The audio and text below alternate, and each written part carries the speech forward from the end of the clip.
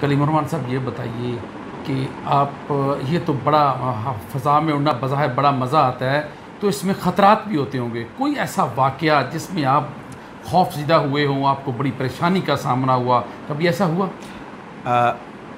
हाँ, छोटे-छोटे तो होते रहते हैं, लेकिन एक दफ़ा ऐसा हुआ, उस वक़्त मेरी सोलो नहीं हुई थी। अच्छा। तो हुआ क्या कि मैं जहाज़ को टेक ऑफ़ किया और टेक ऑफ़ किया तो वो उन दिनों पतंगबाज़ी का बहुत ही वो था, रुझान था। तो पतंगबाज़ी का नज़र नहीं आती थी डोर का, तो जहाज़ों के विंग पे लग जाती थी और तो जहाज़ें विंग को काट सकती थी, डैमेज कर सकती थी। अच्छा। वो ख़तरनाक थी और उसके साथ लिपट के पतंग भी आ जाती, तो हमें उनसे ज़रा थोड़ा-सा खौफ होता था, और ख़ास तौर पे जब हम लैंडिंग या टेक ऑफ पोजीशन में होते थे। क्योंकि नीचे होते हैं ना उस वक्त। जी हाँ, जी हाँ। तो हमने एहतियातन अपने जहाज़ों के सामने एक काइट प्रोटेक्शन वायर लगा दी थी। वेरी वो गुड। वायर लगा दी थी, और ताकि अगर कोई ऐसी सूरत हो तो परेशानी ना हो, तो वो तार कट जाए या तार रोक जाए, तार उसको रोक ले, ताकि विंग को कुछ ना हो। ठीक है। लेकिन मैं कोई अपने इंस्ट्रक्टर के साथ था और हम लैंडिंग कर रहे थे, तो लैंडिंग में टक से आवाज़ आई, तो मैंने देखा कि तार, मुझे नहीं समझ आया कि उस वक्त के ये क्या हो गया, और वो तार थी कुछ ऐसी जगह से टूटी कि वो झूलने लग गई, इधर उधर हो रही थी, और मैं फाइनल अप्रोच पे था। अच्छा। और मैंने कहा अगर ये इंजन में फंस गई, तार का टूटना शायद मुझे इतना नहीं होगा, अगर इंजन फंस गई तो इंजन रुक जाएगा। तो और वो झूल रही थी ऐसी जगह से वो कटी, तो मैंने हाथ बढ़ाकर उसको पकड़ लिया। आप बाहर निकाला आपने? वो जहाज़ ऐसा था, उसका दरवाज़ा नहीं था। अच्छा। तो मैंने बाहर निकाल किसी तरीके से उसको पकड़ लिया, क्योंकि और उसको मैंने अपने सीट के नीचे अपने नीचे दबा लिया और लैंड कर गया। तो वो एक सूरत हाल ऐसी थी। और इसी तरह एक सूरत हाल ऐसी, जब मेरी सोलो हो गई थी तो मैं टेक ऑफ करने लगा, तो कुछ चीलें 4-5 सब सोलो हो गया कि ये क्या है, आम आदमी को क्या बताएंगे मेरा सोलो हो गया। जी, ये क्या है? असल में ऐसा होता है कि जब आप ट्रेनिंग करते हैं तो कुछ घंटे तक आप इंस्ट्रक्टर के साथ फ्लाई करते हैं। ठीक है। इंस्ट्रक्टर आपको फ्लाई करता है, आप लेफ़्ट साइड हमेशा पायलट के लिए होती है, जो कि जिसके पास कमांड होती है। ठीक है। तो कुछ घंटों के बाद जब इंस्ट्रक्टर देखता है कि अब इनको काफ़ी कुछ आया, तो वो लेफ़्ट साइड पे बिठा देता है और ख़ुद राइट साइड पे बैठ जाते हैं। अच्छा। और उसका कंट्रोल ड्यूल होता है। यानी चाहे वो मेरे पास हो चाहे इंस्ट्रक्टर के पास हो। तो जब वो इंस्ट्रक्टर इनको ट्रेनिंग देता है और जो गलतियाँ होती हैं, जो मिस्टेक्स करता है स्टूडेंट्स, उसको वो करेक्ट करते रहते हैं, उनको समझाते रहते हैं इन एयर, और कॉन्फिडेंट होता है कि इमरजेंसी होगी तो ये इंस्ट्रक्टर संभाल लेगा। जब इंस्ट्रक्टर ये फील करता है कि अब ये मेरे बगैर भी जहाज़ उड़ा सकते हैं, इनको काफ़ी कॉन्फिडेंस आ गया है, तो एक दिन अचानक वो ये कहते हैं कि ठीक है जी, आप रनवे पे लाइन अप किया और कहें जी मैं उतर रहा हूँ, आप जहाज़ ले जाएं। अच्छा। पहले नहीं बताते।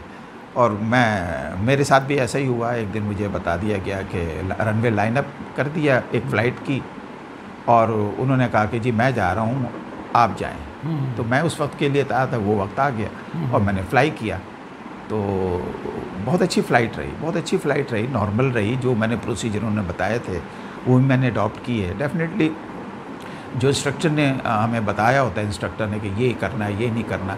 उस दिन फ़र्क सिर्फ एक पड़ा कि इंस्ट्रक्टर नहीं था तो वज़न हल्का हो गया, तो वो फ़्लाइट जो है वो ज़रा ज़्यादा ही वो फ्लाई कर रही थी। अच्छा। उसको कंट्रोल किया, और जब लैंडिंग किया तो वो एक्साइटेड मोमेंट जो होता है सोलो का पायलट के लिए, वो ज़िंदगी में वो कभी नहीं भूल सकता। क्या कहने हैं।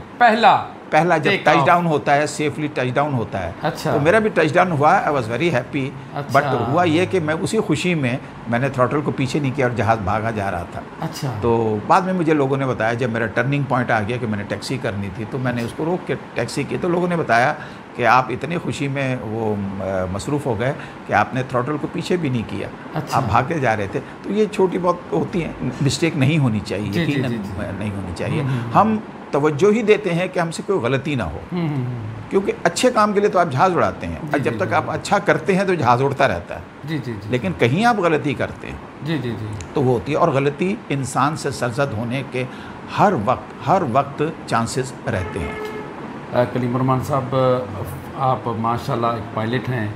इसी तरह बाकी डिपार्टमेंट्स के लोगों का शौक़ भी होता है और शौक़ में जाते हैं, शौक़ के साथ साथ रोज़गार का भी सिलसिला होता है।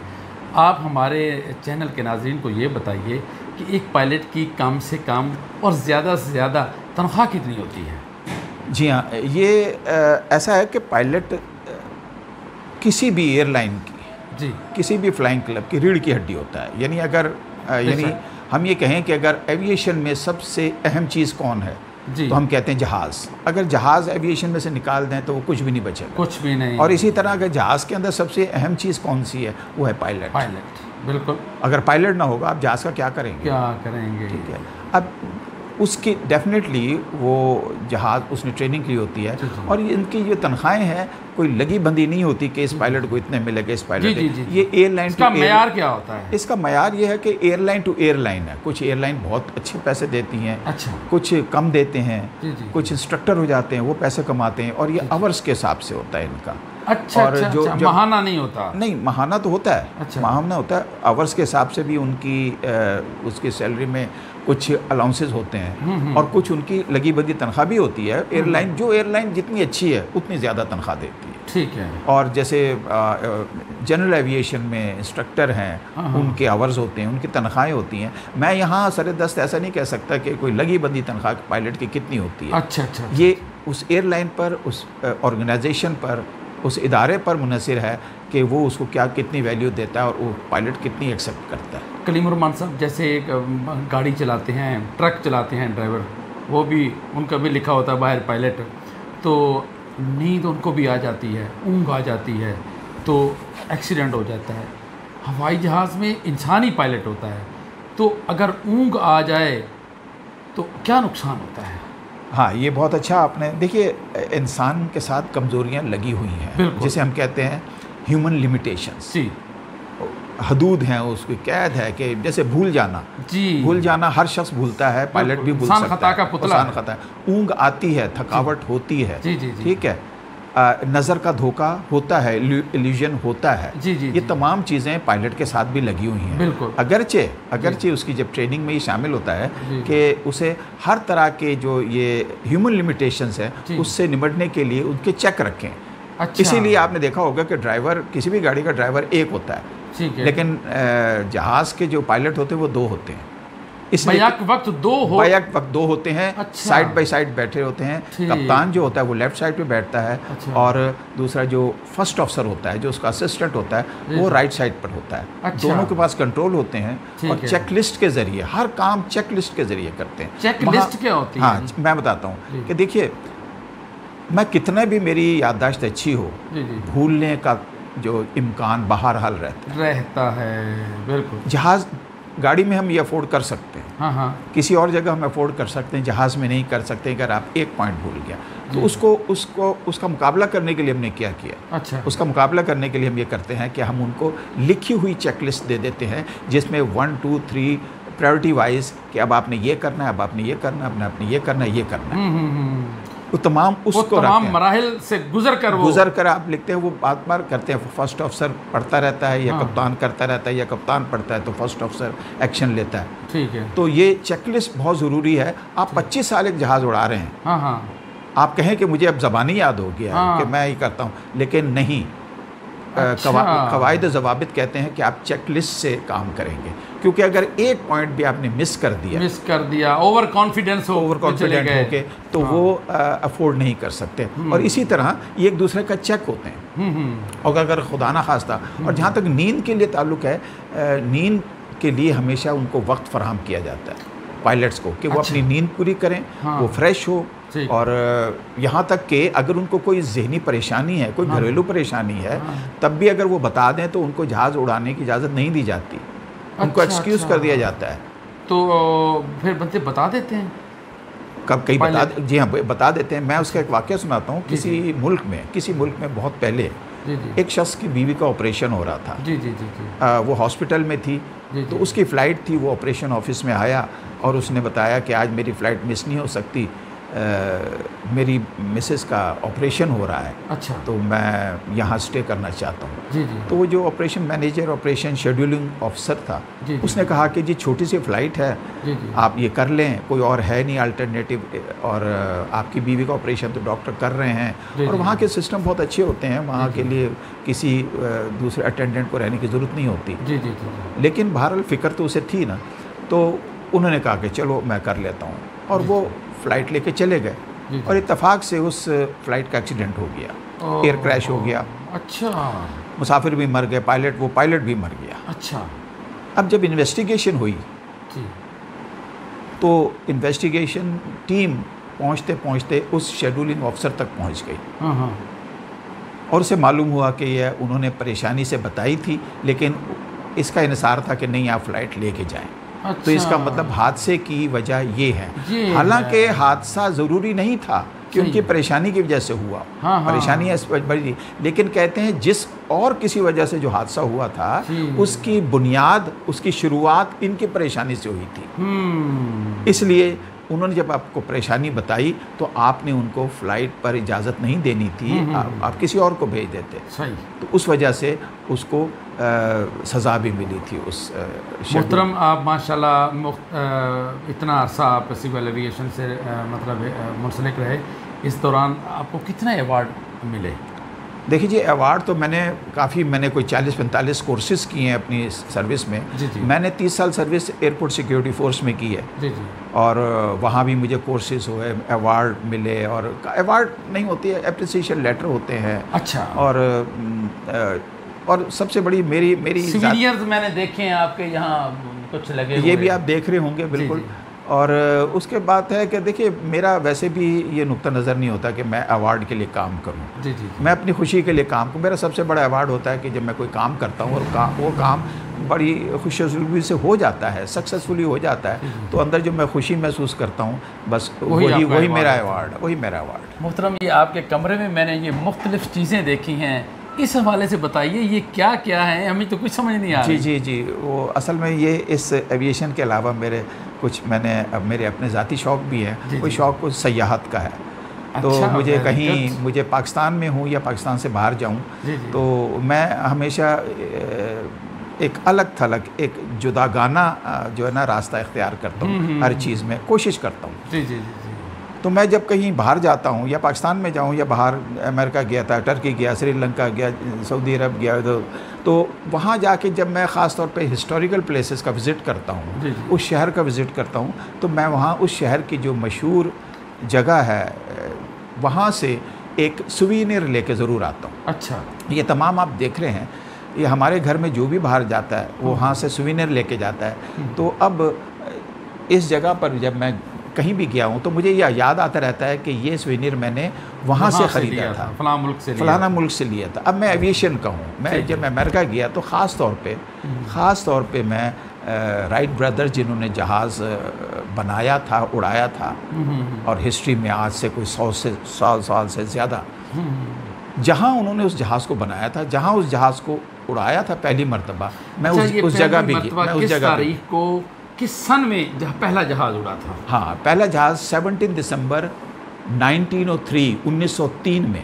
अच्छा। किटी हॉग, यानी अमेरिका में एक रियासत है नॉर्थ कैरोलिना, सॉरी मैं भूल रहा हूँ, वहाँ ये जहाज़ को, वहाँ एक मकाम है किटी हॉग। अच्छा।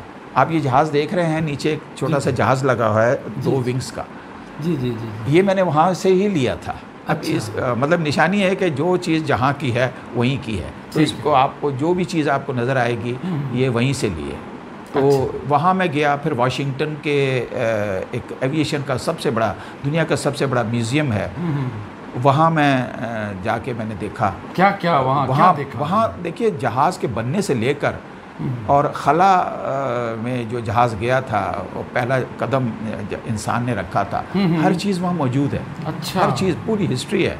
मुझे कम से कम 4-5 घंटे वहाँ लग गए थे। अच्छा। और मेरा तो दिल नहीं कर रहा था कि वहाँ से आने का, मज़ा आ रहा था। एविएशन वाला जो भी जाए उसका ऐसा ही दिल करता है कि वो वहाँ रहे और उस माहौल के अंदर रहे। कितने ममालिक में आप अब तक सफ़र कर? अभी तो मैं ममालिक में तो ऐसा जितना भी मुझे मौका मिला, टर्की 2 दफ़ा गया, अमेरिका गया, अमेरिका के काफ़ी 4-5 शहरों में गया, और श्रीलंका गया, सऊदी अरब गया। अभी मलेशिया का भी प्रोग्राम है कि हम जाएंगे अपने स्टूडेंट्स को लेके। मेरा जो नुक्ता नज़र होता है कि वहाँ जाओ तो वहाँ के लोगों का कल्चर, वहाँ के लोगों का रहन सहन, वहाँ के लोगों की हिस्ट्री, वहाँ के लोगों की जो मशहूर चीज़ें हैं वो देखो, बजाय इसके कि मैं होटल में रहूँ और खाना खा के और मैं वापस आ जाऊँ। आम लोग कैसे ज़िंदगी गुजारते हैं, इस हवाले से आपका गहरा वो देखते हैं कि एक आम आदमी कैसे ज़िंदगी गुजारता है, किस जगह पर, यहाँ या वहाँ। नहीं, आप जब बाहर जाते हैं तो आप कहते हैं कि मैं देखना चाहता हूँ कि वहाँ आम आदमी जो है ना वो ज़िंदगी किस तरह गुजारता है। बिल्कुल, इस चीज़ का शौक़ रखते हैं। मैं असल में, बिल्कुल सही है, आप सही कहा, मैं असल में अपने माशरे का उनके माशरे से मुकाबला करता हूँ। अच्छा, हम में क्या कमी है, उनमें क्या खूबियाँ हैं, उनके जो कल्चर में क्या कमी है, हम में क्या खूबियाँ हैं। उनका कल्चर, उनके ज़बान, उनका मज़हब मुख्तलिफ होता है डेफिनेटली हर कंट्री में, लेकिन मैं ये देखता हूँ और मुझे हिस्ट्री से बहुत दिलचस्पी है। जी जी जी। और इसी तरह मैं जहाँ भी जाता हूँ तो मेरा जो नुक्ता नज़र होता है वो अच्छे होटल में ठहरना नहीं, अच्छा खाना खाना नहीं, ये मेरे लिए सेकेंडरी चीज़ है। और मेरा कहना ये है कि जो चीज़ आप पाकिस्तान में कर सकते हैं, यानी एफिल टावर आप पाकिस्तान में नहीं देख सकते, होटल अच्छे में आप पाकिस्तान में भी रह सकते हैं, अच्छे से अच्छा खाना आप पाकिस्तान में भी खा सकते हैं, लेकिन जो चीज़ आप वहाँ, जैसे किटी हॉक जहाँ ये जहाज़ को पहली मरतबा राइट ब्रदर्स ने उड़ाया था, वो वही जगह है, उसका नेमुल बदल दुनिया में कहीं नहीं है। बिल्कुल। तो वो जो वहाँ जाके जो महसूस किया मैंने कि आज से 100 साल से तस्वीर बनाई होंगी आपने वहाँ? जी हाँ, मेरे पास बहुत तस्वीर हैं उसकी। अच्छा, हर जगह की तस्वीर तो मैं बहुत ही रिकॉर्ड में रखता हूँ और हर जगह के मेरे पास तस्वीर हैं। नए जो पायलट बनने जा रहे हैं उनको क्या पैगाम देंगे? जी हाँ, पायलट के लिए देखिए, एविएशन में जो कोई भी आता है, ये एविएशन हमारा जो है ये प्रोफेशन पैसों के लिए नहीं है, ये शौक़ का प्रोफेशन है।